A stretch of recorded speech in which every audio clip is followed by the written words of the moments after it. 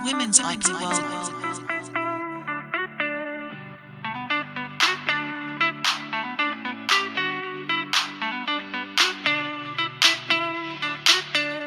Women's IP World.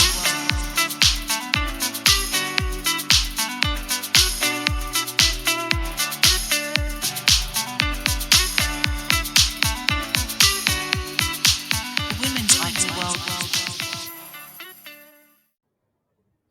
Welcome to episode 6 of season 5 from the Women's IP World Annual Podcast, a podcast series that's shining a spotlight on women in intellectual property. I'm your host, Michele Katz, and I'm the co-founding partner of the law firm Advitam IP, which in Latin means intellectual property for life. We are based out of the US in Chicago. Me and my firm are hosting this podcast on behalf of Northens Media PR and Marketing Limited, based out of the UK and London. They are the publishers of the Women's IP World Annual and the Global IP Matrix. The 2025 edition of the Women's IP World Annual can be found digitally at www.womensipworld.com. Again, that's www.womensipworld.com. And you can listen to the annual as well on your favorite podcast app. If a hard copy is more your thing, stop by the Northens Media booth at most major conferences. I want to welcome back a very special guest and friend, Sarah Norkor Anku. She's the founder of the SN Anku IP law firm in Ghana. Hello. Hi, Michelle. How are you? Great. I am so happy to be able to have a chat with you again as a recurring guest of this podcast. Before we kick off on substantive legal topics, you are in Ghana. And so if you could just situate us geographically for those who might be a little challenged in this area. Thank you, Michelle. It's always a pleasure speaking with you on this podcast. Yes, I'm Sarah Norkor Anku and I'm from Ghana. Ghana is in Africa, West Africa, along the Gulf of Guinea. We are next to Cote d'Ivoire, Togo, and we have Burkina Faso to north, and then we have the Gulf of Guinea to the south. We have a population of about 34 plus million people. We have quite a huge number of middle class earning people who love luxury goods. And so we are quite particular about trademarks. And in recent times, we've had a few more investors coming in because we are a very stable country politically. And in terms of regional influence, we actually host the African Continental Free Trade Area Secretariat here in Accra, and we are known to be a peaceful nation with a middle income economy. So yes, Ghana is a beautiful place. Tourists may be interested because we have all these greens, we have beautiful wildlife. It's peaceful, good temperature. We don't have winters. We have all summer all year round. It's a beautiful place to be. And Michelle, I'll invite you over to come to visit us one day. It's a beautiful place to be. I accept. Right now. Because I'm looking out the window. I'm looking out the window, and that's not our weather right now here in Chicago. Yeah. So in the new year, no, not at all. In fact, we call this time period tundra here. But it sounds so lovely. And so the language, what's the national language of Ghana? The national language of Ghana is English. We have a few local languages that are predominant. You have the Akan, we have the Gans, we have the Evers, we have the Hausas, but the official language is the English language, and you Hmm. find even the child speaking English language. So you won't have a problem if you are an English speaking person. We always have a challenge with French. We learn French in school, but not many of us can speak French. So if you are from Francophone, you may need to seek some assistance in terms of communication around. But otherwise, if you speak the English language or even the pidgin, which is another form of the English language, you would be able to get by. Okay, I have heard of pidgin. So the local languages, though, like probably date back, gosh, hundreds years, right? Definitely. Um, maybe more, likely Yeah. more. Yeah. So I would say, so then are the local languages just more spoken at home? Like how are those languages continuing on, today? Yeah, mostly speaking at home, most families speak those local languages at home. We also have the schools teaching the local languages because at a point in time, some families, in fact, many families decided to teach their children the English language at home. So we Mm, realized that we're losing the local right. languages. So now the schools are made to teach the local languages at school as well. But it's kind of a balance right now. We have both the English and then the local languages, but you will find in certain homes some of the children may not even be able to speak the local languages. It's unfortunate though. Yeah, because you don't want, I mean, it would be so sad Hmm. for the languages to be Yeah, lost. You see that when you're trying, when English or another language kind of takes over, yeah. which it's great, that so many people, even kids, can speak English at a young age. It's just so much easier, opens doors and things like that. But yeah, understood. We don't want to lose the local, that kind of like ancestral connection through language. So you're born and raised in Ghana, right? Yes, I was born, raised in Ghana. I'm actually a Ghana, come from Accra, Greater Accra region, Osu. And I think that in terms of the local languages, it also, there's a challenge because we now intermarry from different tribes, and the partners tend to not be able to speak the other party's language, so we speak the common language. For instance, I'm married to my husband is from the Volta region. He speaks Ewe. I don't speak Ewe. He speaks a bit of Ghana, so we tend to speak a lot more English together. Mm, So it affects the children in the house. So that's a real challenge. But yes, personally, I am from the city. I'm from Greater Accra region and Osu to be precise. That's the seat of government. That's where I come from. I see. City girl. Absolutely, yeah, that's what it is. So, City Girl, tell us about your firm and how you got into IP. My firm, SN Anku IP Firm, um, we started off as Anku at Law, as a department and Anku at Law. And I started with IP way back 20, I think about the early 2000s. And it started off with the registrar general's department at the IP office. I was actually posted to the IP office when I graduated from law school. And I worked there as an IP attorney, a state attorney to be precise, working in the IP office. After some time, I read my master's in intellectual property. I worked at the IP office for about almost 10 years. Then I decided to try the other side of the table. I mean, get into private practice to know what goes on in there. So I gave it a try by joining my husband in Uncle at law.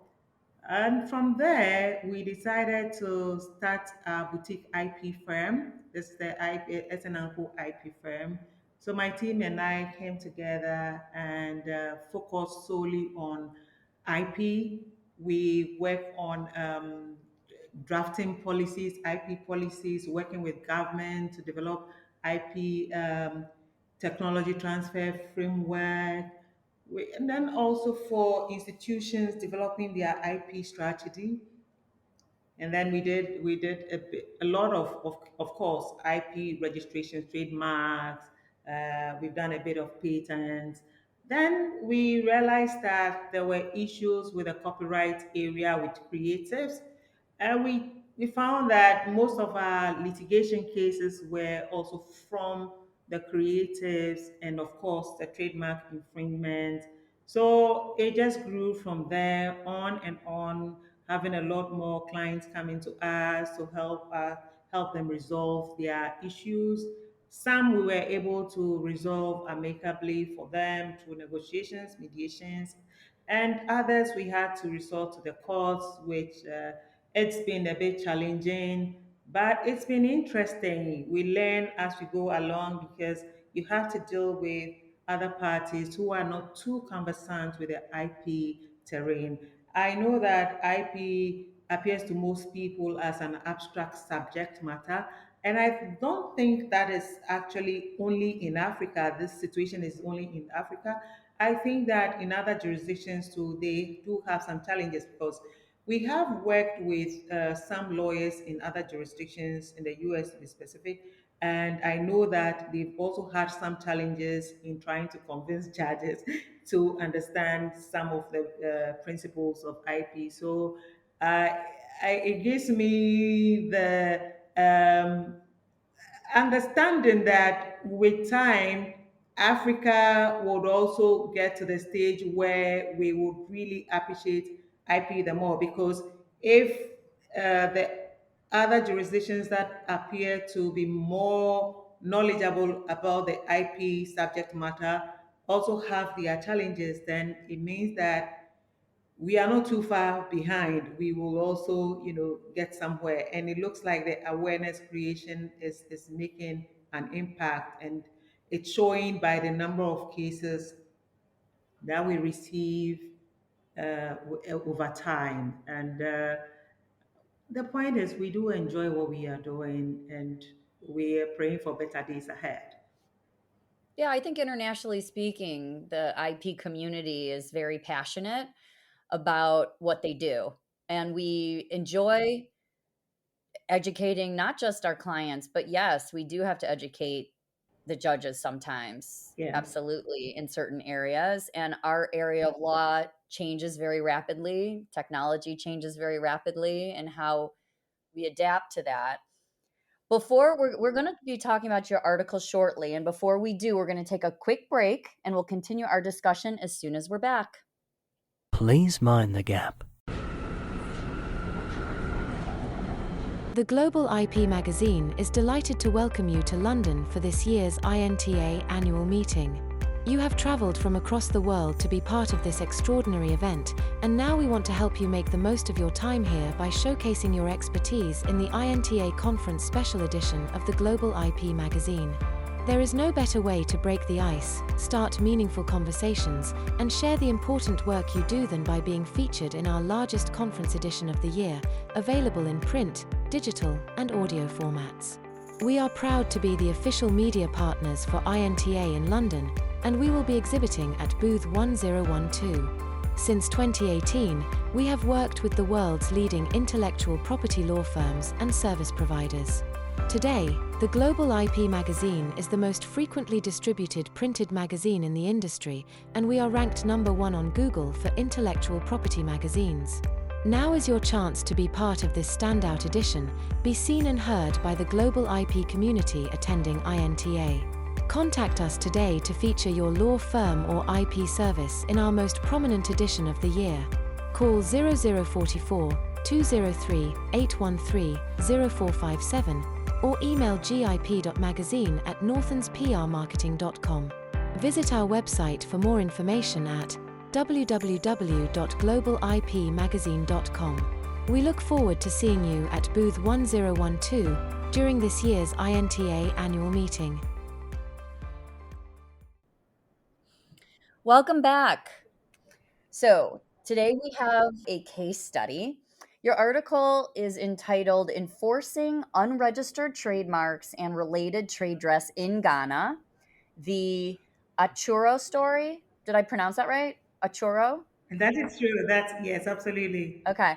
So for those that are, following along or want to take a note, it starts on page 66 of the 2025 edition of the Women's IP World Annual.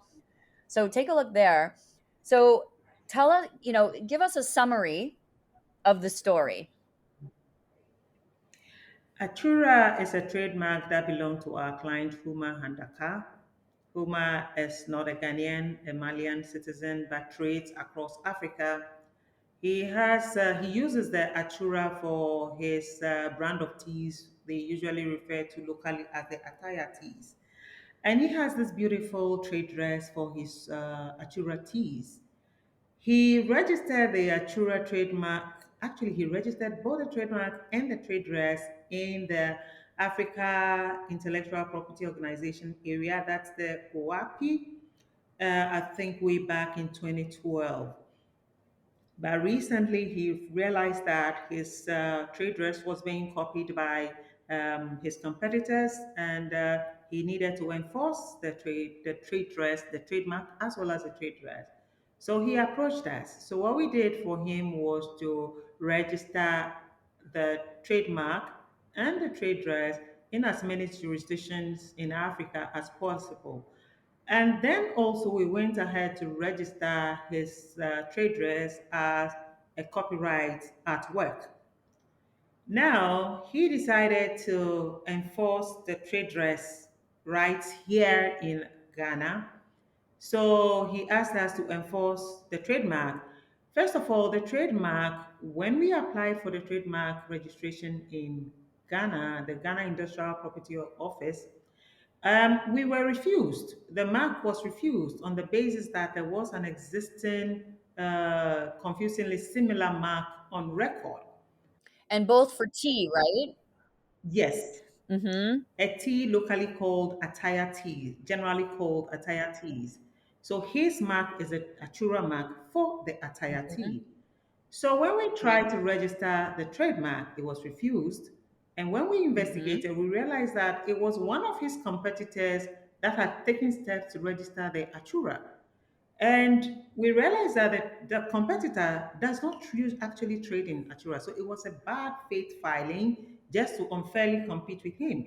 So when we took the matter on, of course, in Ghana, IP matters are decided by a specialized court, that's the commercial court, or the commercial division of the High Court of Ghana. And so at that point, there is a period for pre-trial, there's a settlement period. So we went through that, and in that period, the other party decided to relinquish the mark to our client. So that solved it. But then we had another person who was actually not using the trademark for his teas, but he was using the trade dress. And he was using it for two types of teas, the Ashraf and then the Ramadan teas. So even though the Ashraf and the Ramadan teas did not have the Atura trademark, they had copied the total trade dress of the Atura trademark and trade dress. So we had the packaging, the packaging, So the packaging. the look of the packaging, the design, the look, Mm-hmm. the artistic look of the packaging is what we Right. Which is a dominant trait when consumers are exactly. in the store looking through teas. There's oh, I know this one. They may not even read what's on it. Yes, yes. So it was confusing the Mm-hmm. customers on the market. They were not even looking at the trademarks. It Certainly. was the look, the artistic work that attracted them. And we found out through a market survey that indeed the market was getting confused. And it happened that the other the infringing materials were of a lower quality than the Atura teas themselves. So our client was actually losing market as a result of that. So we went through the process. We initially got a provisional measure in terms of Anton Pillar against the infringer. And with the Anton Pillar, you can apply the plaintiff can apply to the court and on an ex parte basis without notice to the defendant, and the court can give orders for the plaintiff to seize the goods, the infringing materials in the care of the defendant for distraction after the case is determined. And that is what we did. We got this Anton Pillar against the infringer Alaji Balu. So Sarah, Yes. with this Anton Peeler, if you're moving according to that, you've got the section here right in the article. Yeah. So since it's ex parte, do you have to prove that your mark has reached a level of fame or anything like that? So if you haven't registered your mark, you cannot enjoy the rights under the Trademark Act. But then we have the Protection Against Unfair Competition Act, which also provides for passing off. So you need to prove to the judge that you've had this product on the market.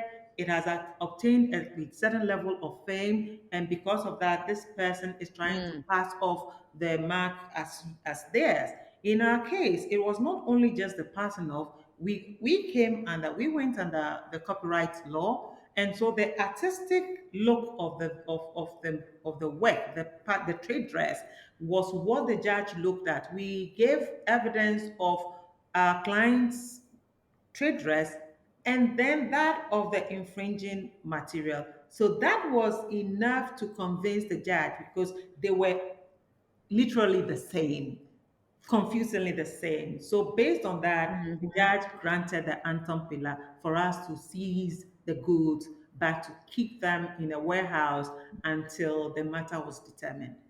So that's how we went about the Anton Pillar. I really recommend that our, viewership, our listening ship, that people check out this article. I mean, it is filled with intrigue, bad actors, and creative legal strategy, right? Because spoiler alert, right? It was a positive outcome Yes, for the it was. client. So, but all those details in the article, definitely check it out. We love hearing case studies. Case studies really help us understand Absolutely. how we can be successful if our clients are having a problem in your jurisdiction, right? It really illustrates and the creative ways, in this case, that you and your firm at SN Anku IP came up with to achieve a victory for your client. So congratulations. Thank you, Michelle. Thank you. Thank you. Kudos for that. So we're going to shift gears because we're actually winding up. Boo, it goes too fast. But we've been kind of delving into people's mantras this year. You have achieved so much. You're such an inspiration to other colleagues in the IP space, and I'm Thank sure you. beyond. Do you have a mantra or a favorite quote that you could share with us? Ah, Could be just words that motivate you. that's putting me on the spot. Yeah, but yeah, I know, but luckily you're a quick thinker, litigator. yeah, believe in yourself, work hard, d- do whatever you can to assist another person. And I have strong faith as well. Love that. Destiny, yes. It does seem that when you serve others, right? Like, and we're in we kind of take light of it because we do networking and it can come off as me, but really our industry is how do we serve you, right? That is our Exactly. industry. Serve others with all the passion you have, and you get the satisfaction from their satisfaction. So true. It ignites even more passion, light into the world. So wonderful. Sarah, thank you for coming back to talk with me today and letting us shine a light on you and your expertise in IP law. Thank you. To our listeners, please like, follow, share with your friends and colleagues, but also feel free to send comments and questions. We appreciate you all.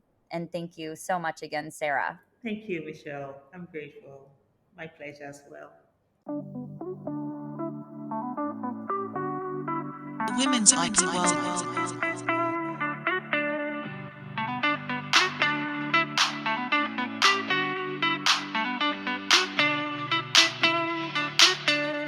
Women's IP World. You have been listening to the Women's IP World podcast, hosted by Michele Katz from Advitam IP in Chicago, USA, on behalf of Northlands Media PR and Marketing Limited in the United Kingdom. Women's IP World.